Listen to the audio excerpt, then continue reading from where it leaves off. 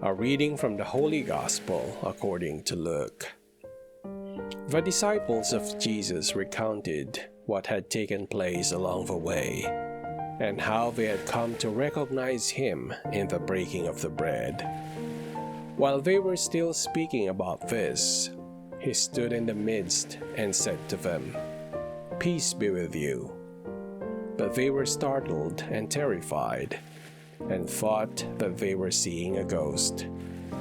Then he said to them, "Why are you troubled, and why do questions arise in your hearts?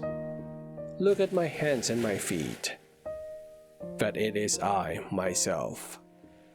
Touch me and see, because a ghost does not have flesh and bones, as you can see I have." And as he said this, he showed them his hands and his feet. While they were still incredulous for joy and were amazed, he asked them, "Have you anything here to eat?" They gave him a piece of baked fish. He took it and ate it in front of them. He said to them, "These are my words that I spoke to you while I was still with you, that everything written about me in the law of Moses and in the prophets and Psalms must be fulfilled."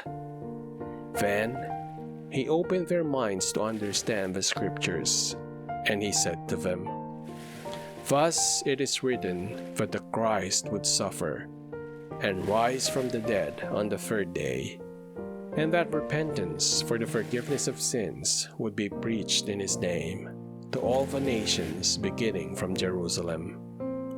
You are witnesses of these things." The Gospel of the Lord.